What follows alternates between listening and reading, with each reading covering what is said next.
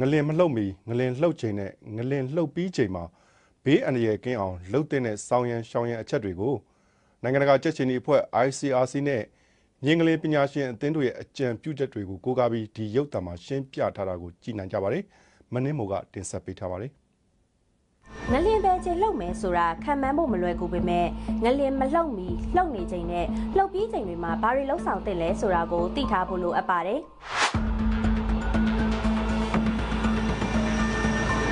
ငလင်မလှုပ်ခင်မှာသိထားရမယ့်အချက်တွေအကြောင်းစပြောပါမယ်။အခန်းတိုင်းကိုနေတဲ့နေရာတိုင်းရဲ့လုံခြုံမဲ့နေရာကိုသိထားရပါမယ်။အဲ့ဒီလုံခြုံတဲ့နေရာကိုဝင်ဖို့အကာအကွယ်ယူဖို့ကိုလည်းလေ့ကျင့်ထားရမှာပါ။ဒီလိုလုံခြုံတဲ့နေရာအပြင်မလုံခြုံတဲ့နေရာကိုသိထားဖို့ကလည်းအရေးကြီးပါတယ်။အိမ်အပြင်မှာရှိနေတယ်ဆိုရင်လည်းလုံခြုံစိတ်ချရတဲ့နေရာတွေကိုသိနေရပါမယ်။ထွက်ပြေးဖို့လမ်းကြောင်းအရန်လမ်းကြောင်းတွေကိုလည်းသိထားရပါမယ်။ရေဓာတ်ငွေနဲ့လျှက်စစ်မီးတွေကိုအရေးပေါ်ဖြတ်တောက်နိုင်မဲ့နေရာတွေကိုလည်းသိထားဖို့လိုအပ်ပါတယ်။ဒါကငလင်မလှုပ်ခင်သိရမယ့်အချက်တွေဖြစ်ပြီးငလင်လှုပ်နေချိန်မှာဘာလုပ်ရမလဲဆိုတာစက်ကြည့်ရအောင်ပါ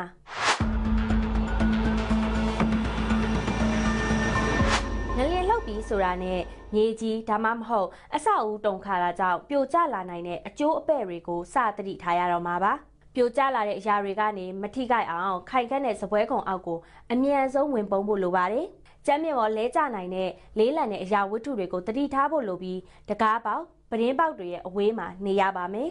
အရေးကြီးတဲ့အချက်တစ်ချက်ကငလျင်လှုပ်နေချိန်အိမ်အပြင်ကိုထွက်မပြေးပါနဲ့အထက်မြင့်တိုက်မှာနေတယ်ဆိုရင်လည်းလှေကားတွေဓာတ်လှေကားတွေမှာတိုးဝှေ့သွားလာတာမျိုးမလုပ်ရပါဘူးအိမ်အပြင်လမ်းပေါ်ရောက်နေရင်လည်းအစာဦးတွေလျှက်စစ်ကြိုးတွေနဲ့ဝေးတဲ့ကွင်းပြင်ကိုအရောက်သွားဖို့ကြိုးစားရပါမယ်ကားထဲမှာရှိနေတယ်ဆိုရင်တော့ကားကိုဆက်သက်ရပ်ထားပြီးတော့ကားအတွင်းမှာပဲဆက်နေတင်ပါတယ်ကားကိုတရားတွေအစာဦးတွေနဲ့အဝေးမှာရပ်ထားဖို့တော့လိုအပ်ပါတယ်ပင်လယ်ကမ်းခြေနှိမ့်နဲ့မြေကမ်းပါးတွေနဲ့လည်းဝေးနိုင်သမျှခက်ဝဲဝဲမှာနေဖို့လိုအပ်ပါတယ်အဲ့ဒီနေရာတွေဟာငလျင်ကြောင့်ဖြစ်တဲ့ဆူနာမီရေလှိုင်းကြီးတွေဝင်ရောက်လာနိုင်တာကြောင့်ပါ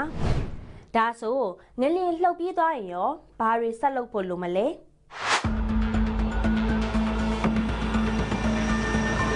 ငလျင်လှုပ်ပြီးတာနဲ့ပထမဆုံးလုပ်ရမှာကကိုဒဏ်ရာရမရစစ်ဆေးရမှာပါနောက်ဆက်တွဲဖြစ်လာနိုင်တဲ့အန္တရာယ်တွေကနေလည်းကာကွယ်ဖို့လိုအပ်ပါတယ်ထိခိုက်ဒဏ်ရာရထားပြီးဆိုရင်တော့ရှေးဥတုနာပြုနည်းတွေနဲ့ပြုစုပေးဖို့လိုအပ်ပါတယ်ပြီးရင်တော့အဆောက်အဦရဲ့ထိခိုက်မှုပမာဏကိုစစ်ဆေးပြီးမီးဘေးအန္တရာယ်ကိုတွက်ဆရပါမယ်မီးချစ်တွေကိုမသုံးရပါဘူးမီးခလုတ်တွေကိုပိတ်ထားပြီးဓာတ်မီးနဲ့ဘက်ထရီမီးတို့ကိုပဲသုံးသင့်ပါတယ်ငလျင်ကြောင့်ဓာတ်ငွေယိုစိမ့်မှုဖြစ်ပြီးမီးလောင်နိုင်တာကြောင့်ဖြစ်ပါတယ်ဓာတ်ငွေနဲ့ဓာတ်ဆီနံလိုမျိုးလောင်စာဆီအနက်တစ်ခုခုရပြီဆိုတာနဲ့အဲ့ဒီနေရာကနေအမြန်ဆုံးထွက်ခွာလိုက်ပါငလျင်လှုပ်ပြီးသွားရင်ဖြစ်လေရှိတဲ့နောက်ဆက်တွဲသဘာဝဘေးအန္တရာယ်တွေအကြောင်းလဲသိထားဖို့လိုအပ်ပါတယ်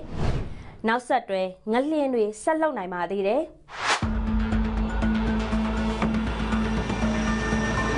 မြို့ပြမှာဆိုရင်မီးဘေးအန္တရာယ်ကိုသိထားရမှာဖြစ်တယ်လို့ရေကာတာကြီးဆိုလဲကျိုးပြက်ပြီးရေကြီးနိုင်ပါတယ်တောင်ပြိုတာမြေပြိုတာအပြင်ရှုံမီးတောင်တွေလည်းပောက်ကွဲပြီးပန်းထွက်တတ်ပါသေးတယ်ဆူနာမီရေလှိုင်းတွေလည်းဖြစ်ပေါ်ပြီးရိုက်ခတ်လာတတ်ပါသေးတယ်တိကျတဲ့သတင်းအချက်အလက်တွေရရှိဖို့ကလည်းအရေးကြီးတဲ့အချက်တစ်ချက်ဖြစ်ပါတယ်ဒါကငလျင်မလှုပ်မီလှုပ်နေချိန်နဲ့လှုပ်ပြေးချိန်တွေမှာဖြစ်လေရှိတာကိုပြောခဲ့တာဖြစ်ပြီးမြန်မာမှာငလျင်ဖြစ်ပေါ်စေနိုင်တဲ့ပြည့်ရွှေတွေအကြောင်းဆက်ပြောပေးပါမယ်။ဘာကြောင့်လဲဆိုတော့မြန်မာမှာငလျင်ဖြစ်ပေါ်စေတဲ့ပြည့်ရွှေကြီးတွေအပြင်ပြည့်ရွှေငယ်တွေလည်းအများအပြားရှိနေတာကြောင့်ပါ။မြေပြင်အတိမ်အနက်အလိုက်ဒီပြည့်ရွှေတွေတည်ရှိနေပါတယ်။အဓိကစောင့်ကြည့်ရတဲ့ပြည့်ရွှေကြီးတစ်ခုဖြစ်တဲ့စကိုင်းပြည့်ရွှေဟာမြန်မာနိုင်ငံမြောက်ပိုင်းကနေမုဒ္ဓမပင်လယ်ကွေ့အထိရှည်လျားပါတယ်။လူဦးရေများတဲ့မြို့ကြီးတွေပေါ်ဖြတ်သွားတဲ့စကိုင်းပြည့်ရွှေဟာ10နှစ်ကို8လက်မနီးပါးလှုပ်ရှားနေတတ်တာကြောင့်ပြည့်ရွှေလှုပ်ပြီးငလျင်ဖြစ်လာမှာကိုစိုးရိမ်ကြတာဖြစ်ပါတယ်။ငလျင်ရဲ့သဘောတဘာဝအရလည်းအင်အားကြီးငလျင်မလှုပ်ခင်အင်အားနည်းတဲ့ငလျင်တွေလှုပ်လေ့ရှိပါတယ်။အင်အားကြီးငလျင်လှုပ်ပြီးရင်လည်းသူ့ထက်အင်အားနည်းတဲ့ငလျင်တွေဆက်လှုပ်နိုင်ပါတယ်။စစ်အာဏာသိမ်းပြီးတဲ့နောက်ဒီပြည့်ရွှေကြော်ရည်နဲ့ပတ်သက်ပြီးမြေပြင်ကွင်းဆင်းလေ့လာမှုအားနည်းတာအပြင်အဆောက်အဦတွေငလျင်တန်းခံနိုင်မှုရှိမရှိစစ်ဆေးတာတွေလည်းရပ်တန့်လို့နေပါဖြစ်နေပါတယ်။ဒါကြောင့်ပြည်သူတွေကိုယ်တိုင်ကငလျင်ဘေးအန္တရာယ်ကိုကြိုတင်သတိရှိကြဖို့လိုအပ်တယ်လို့ငလျင်ပညာရှင်တွေကသတိပေးထားကြပါတယ်ရှင်။